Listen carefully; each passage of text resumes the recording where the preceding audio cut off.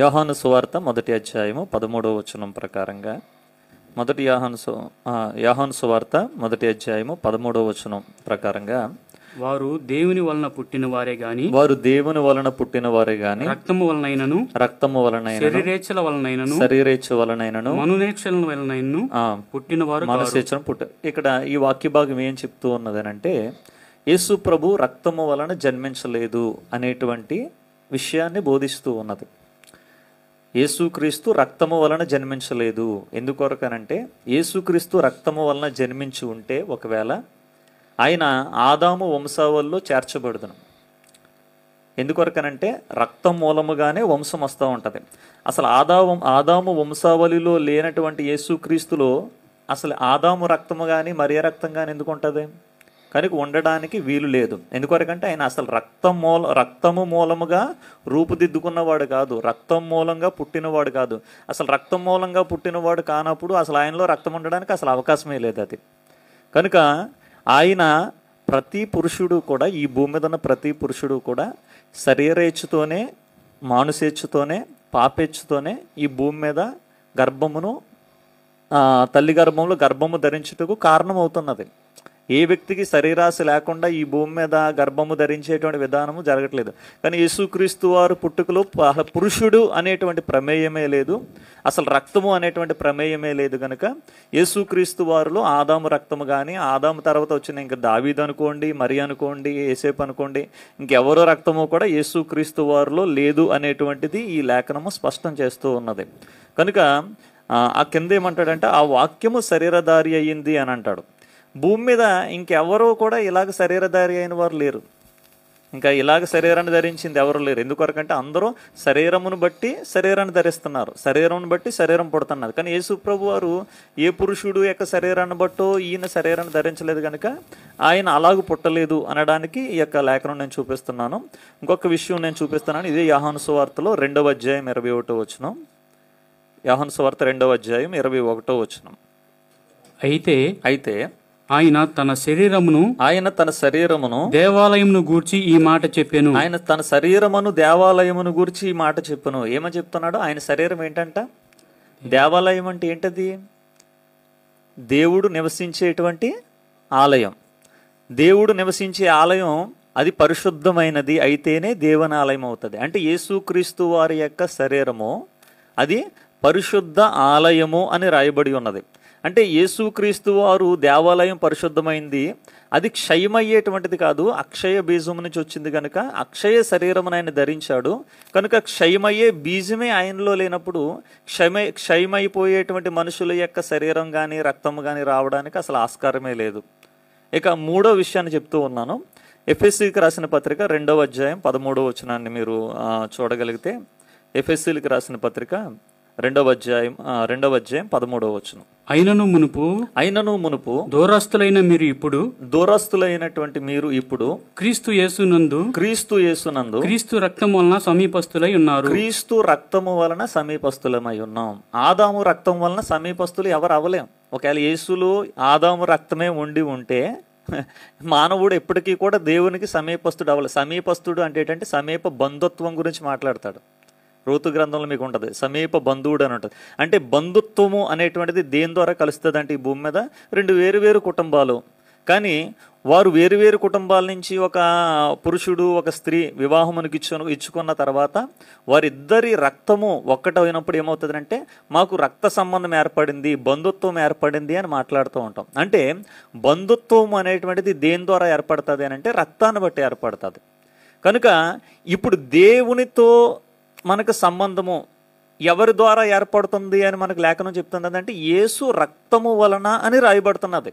అంటే యేసు ఏ రక్తము కలిగి ఉన్నాడో, దేవుడు ఏ యొక్క స్వభావాన్ని కలిగి ఉన్నాడో అలాంటి లక్షణాలు రక్తము అనగానే నాట్ ఓన్లీ లిక్విడ్, అది రక్తము అంటే కేవలం ఏదో ఒక బాటిల్లో ఉన్నటువంటి నీరులాగా అదేదో రక్తము అని మనం అనుకోకూడదు. రక్తము అంటే దాంట్లో లక్షణాలు, దాంట్లో గుణాలు. చూడండి, ఎవరికైనా కోపం వచ్చినప్పుడు ఆటోమేటిక్గా బీపీ వచ్చేస్తూ ఉంటుంది. కోపం వస్తే ఏమొస్తుంది? బీపీ పెరిగిపోతుందేమో అని అంటారు. కోపానికి బీపీకి సంబంధం ఏంటి అంటే బ్లడ్ అనేది ఓన్లీ ఏదో నీరు లాంటిది కాదు. దాంట్లో మన స్వభావము, మన లక్షణాలు, మనం మాట్లాడేటప్పుడు ఏమంటామంటే మనిషి మంచోడే కానీ గుణం చెడ్డదే అని మాట్లాడుతూ ఉంటాం. అంటే ఈ గుణాలన్నీ కూడా ఇవన్నీ కూడా ఏంటంటే వస్తూ ఉంటాయి అన్నమాట. ఈ బ్లడ్ అనేది కేవలం లిక్విడ్ కాదు, ఇది దీంట్లో కోపాలు, ఆవేశాలు, ఉద్రేకాలు, కడప రక్తము ఇవన్నీ మాట్లాడుతూ ఉంటాం కదా. అంటే మామూలుగా అర్థం కావాలని ప్రజలకి కొంచెం ఈ మామూలు సామాన్యమైన భాష మాట్లాడుతున్నాను. కనుక యేసుక్రీస్తు రక్తమే సమీపస్తుని చేస్తుంది దేవుడికి అంటే దాని అర్థం ఏంటంటే ఆదాము రక్తము దేవునికి సమీపస్తుడు చేయలేదు. ఆదాము రక్తంలో పాపం ఉన్నది. రక్తంలో పాపం ఉంటుందా అని కూడా ప్రశ్న వేస్తున్నారు చాలామంది. పాపం ఉంటుందో లేదో ముందుకెళ్ళిన తర్వాత దాని గురించి మాట్లాడదాం. మరి యేసుక్రీస్తు వారి రక్తములో పరిశుద్ధత ఉన్నది, దేవుడిలో పరిశుద్ధత ఉన్నది. ఒక మానవుడు తిరిగి దేవునితో సంబంధం కలిగి ఉండాలంటే దానికి రక్తమే మూలము అనే విషయాన్ని కూడా నేను జ్ఞాపకం చేస్తున్నాను. రక్తము ద్వారానే సంబంధము కలుస్తున్నది, రక్తము ద్వారానే దేవునితో మనకు సమాధానం ఏర్పరచబడుతుంది. ఇంకా కొన్ని విషయాలు ఏంటంటే రక్తము ఏమని రాయబడి ఉంటుందంటే చూడండి, హెబ్రీలకు రాసినటువంటి పత్రిక 13వ అధ్యాయం 12వ వచనం చూడండి. హెబ్రీలకు రాసిన పత్రిక 13వ అధ్యాయం 12వ వచనం. కావున యేసు కూడా తన స్వరక్తము చేత ప్రజలను పరిశుద్ధపరచుటకై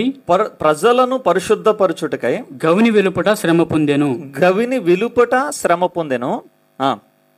కాబట్టి మనం ఆయన నిందను భరించుచు. చాలు, ఇప్పుడు చూడండి అక్కడ ఏమని రాయబడి ఉన్నదో ఆ వచనాన్ని మరలా ఒకసారి దయచేసి చదవండి. కాబట్టి మనం ఆయన నిందను భరించుచు శిబిరము 12వ వచనం చదువుతున్నారా?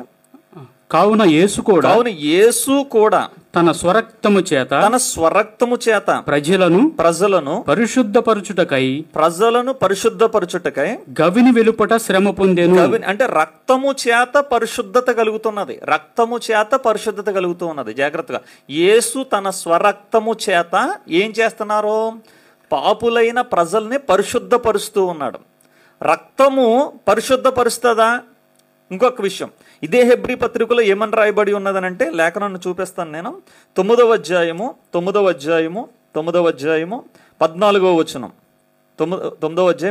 వచనం. నిత్యుడగు ఆత్మ ద్వారా తన్ను తాను దేవునికి నిర్దోషముగా అర్పించుకొనిన క్రీస్తు యేసు యొక్క రక్తము నిర్జీవ క్రియలను విడిచి జీవము కలిగిన దేవుని సేవించుటకు మీ మనస్సాక్షిని ఎంతో ఎక్కువగా శుద్ధి చేయును. మనస్సాక్షిని శుద్ధి చేస్తది. రక్తము మనస్సాక్షిని ఏం చేస్తది? శుద్ధి చేస్తది. రక్తము మనల్ని పరిశుద్ధపరుస్తుంది. ఇంకొక వచనం 10వ అధ్యాయము 4వ వచనం చూడండి. యాలయనగా ఎడ్ల యొక్కయు మేకల యొక్కయు రక్తము పాపములను తీసివేయుట అసాధ్యము. అంటే రక్తము పాపాన్ని తీసివేస్తుంది. రక్తము మనస్సాక్షిని శుద్ధి చేస్తుంది. రక్తము పాపులను పరిశుద్ధపరుస్తుంది. మరి రక్తము పాపులను పరిశుద్ధపరిచినప్పుడు, రక్తము మనస్సాక్షిని శుద్ధి చేసినప్పుడు రక్తము పాపం ఎందుకు కలుగు చేయదు?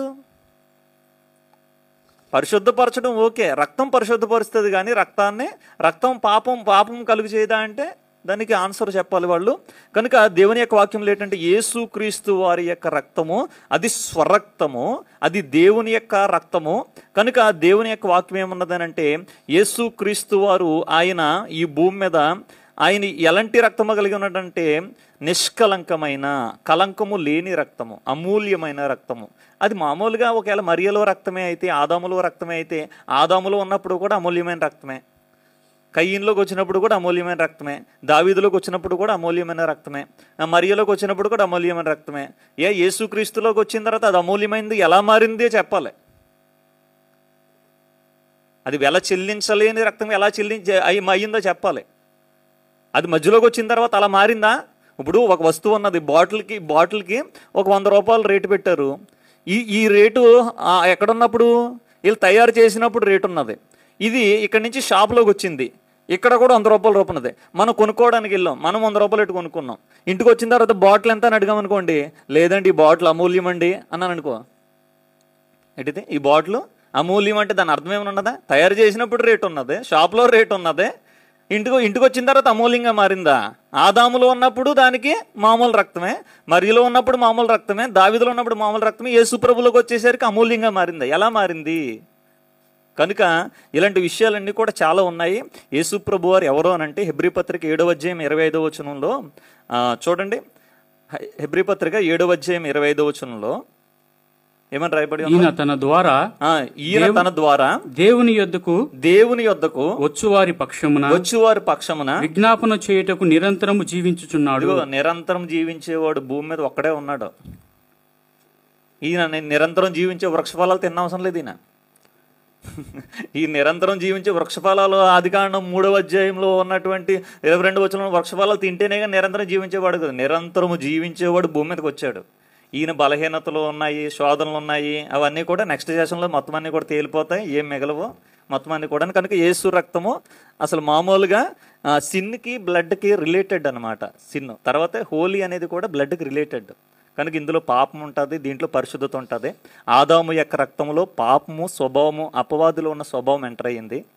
యేసుక్రీస్తు వారిలో దేవునిలో ఉన్నటువంటి స్వభావం ఉన్నది. ఎందుకొరకంటే ఆయన దేవుని వలన పుట్టాడు కాబట్టి. కనుక రెండింటికి మధ్యన తేడా ఉన్నది. దీన్ని గ్రహించాలని నేను ప్రేమతో తెలియజేస్తున్నాను.